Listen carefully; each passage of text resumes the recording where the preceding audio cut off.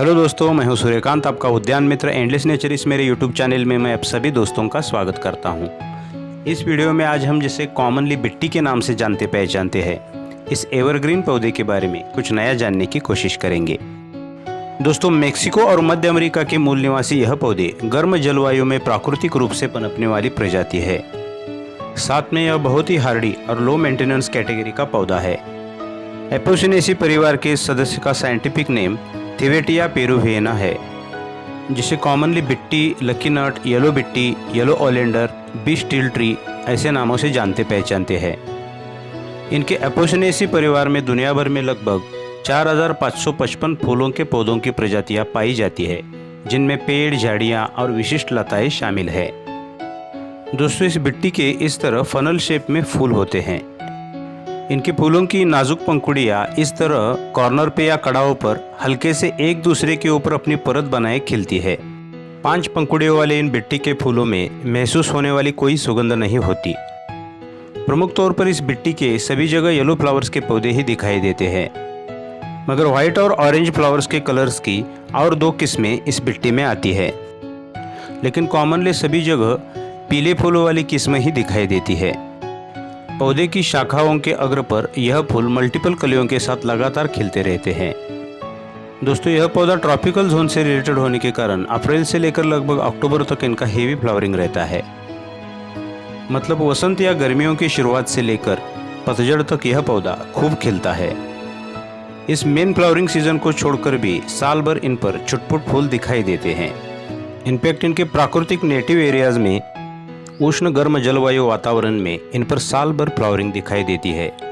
दोस्तों, इस बिट्टी की पत्तियां लगभग वृत्ताकार आकार में या फिर स्ट्रैप टाइप में इस तरह चमकीली गर्द हरी होती है। यह दिखने में ओलेंडर की पत्तियों की तरह होती है, इसलिए हमारे भारत में इसे कनेर या ओलेंडर प्रजाति के रूप में माना जाता है। हालांकि इस बिट्टी की पत्तियां नाजुक, सॉफ्ट और मुलायम होती है। इसके विपरीत कनेर की पत्तियां थोड़ी सी हार्ड और कठोर होती है। ज़्यादातर कनेर और बिट्टी की बढ़ने की आदत एक जैसी दिखाई देने के कारण बिट्टी को कनेर की प्रजाति से जोड़ा जाता है और इसीलिए इसे कॉमनली येलो ओलेंडर भी कहा जाता है। इन पत्तियों पर एक प्रकार का चार्मिंग या फिर मोमी परत जैसा चमकीलापन दिखाई देता है। पानी के तनाव को कम करने के लिए यह इनकी कुदरती बनावट है। इस बिट्टी की पत्तियां इस तरह अल्टरनेट टाइप में बहुत ही घने स्वरूप में होती है, इसलिए प्रूनिंग करने से इस बिट्टी का बुश एक गर्द घनापन क्रिएट करता है। साथ में कटिंग्स या प्रूनिंग के लिए इनकी ब्रांचेस बहुत ही सॉफ्ट और नरम होती है। दोस्तों, इस बिट्टी के फल थोड़े से हरे इस तरह के होते हैं। जब यह पौधा फ्लावर्स प्रोड्यूस करता है उस वक्त इस पर इस तरह के फल लगते हैं।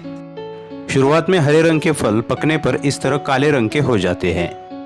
इस पक्व काले फल के ऊपरी परत हटाने के बाद इसमें एक कठोर बीज निकलता है। दोस्तों, यह बिट्टी के बीज बेहद विषैले होते हैं।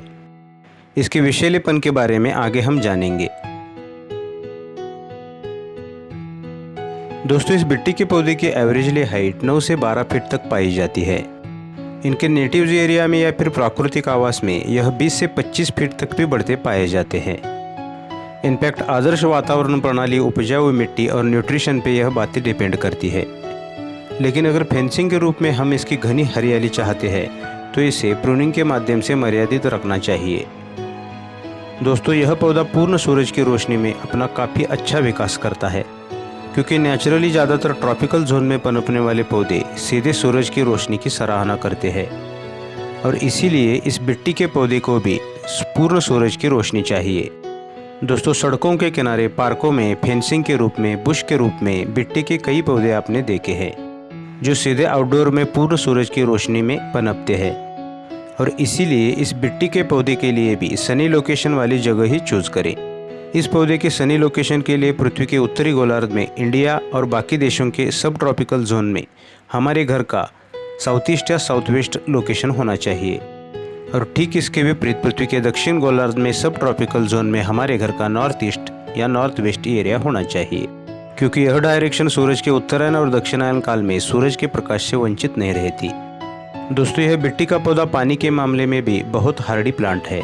नेचुरली आउटडोर में एक बार यह सेट हो जाता है तो पानी के तलाश में इसकी जड़ें भूमि के अंदर गहराई तक चली जाती है रास्ते के किनारे मिट्टी के कई बुश ह्यूमन इंटरफेयर के बिना हरे भरे खड़े हैं। कोई पानी नहीं, कोई फर्टिलाइज़र नहीं, कुदरत की स्वयं पोषी स्वयं विकासी व्यवस्था को दर्शाते हुए यह पेड़ हरे भरे खड़े दिखाई देते हैं। इनफैक्ट घर के कंटेनरों में लगाए गए पौधों को उनके ज़रूरत अनुसार टॉप सॉइल सूखने के बाद हम वाटरिंग कर सकते हैं।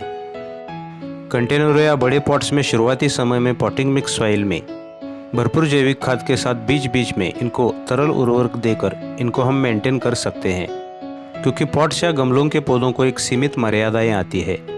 उनका न्यूट्रिशन हमें मेंटेन करना पड़ता है, क्योंकि पौधों के रूट्स पॉट्स की मिट्टी में अवेलेबल न्यूट्रिशन ही ले सकते हैं।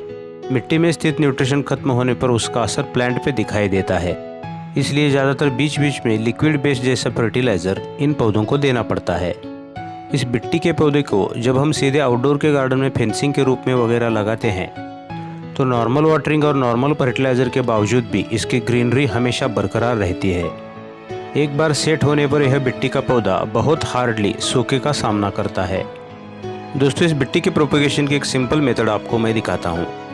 इस तरह मिट्टी के बीजों पर काली मांसल परित होती है। उन्हें पानी में भिगोने से ऊपर की परत अच्छी तरह से निकल जाती है।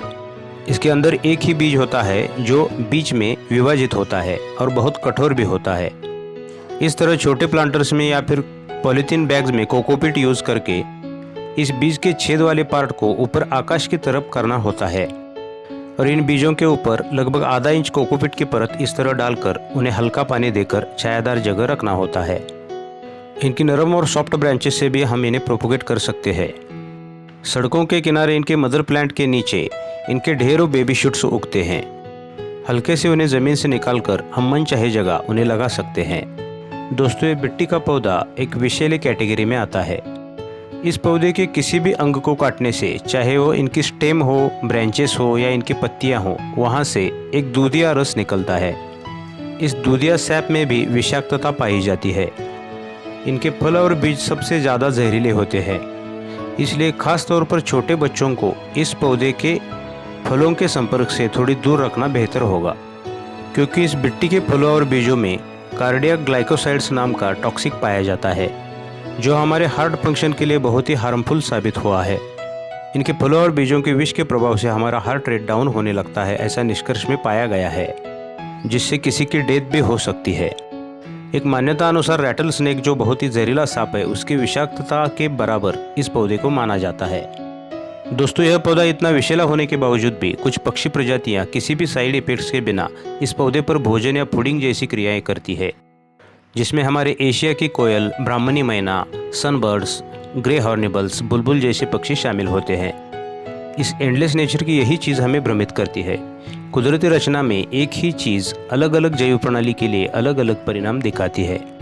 दोस्तों, इसकी विषैलेपन के कारण ज़्यादातर कोई जानवर इन पत्तियों को या फिर इस पौधे को नहीं खाता, जिसकी वजह से आउटडोर में इसका फेंसिंग सुरक्षित रहता है।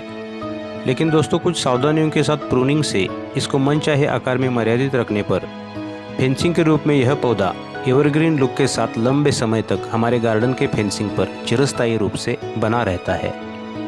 दोस्तों, वीडियो अच्छी लगी तो वीडियो को लाइक, शेयर और सब्सक्राइब जरूर करें और पास के बेल आइकन को भी प्रेस कर दें, ताकि आगे आने वाली वीडियोज़ की नई नोटिफिकेशंस आपको समय पर मिलती रहेंगी। अच्छा, तो दोस्तों, अगले वीडियो में फिर मिलेंगे एक नए प्लांट के साथ। टिल देन, गुड बाय, ओम साई।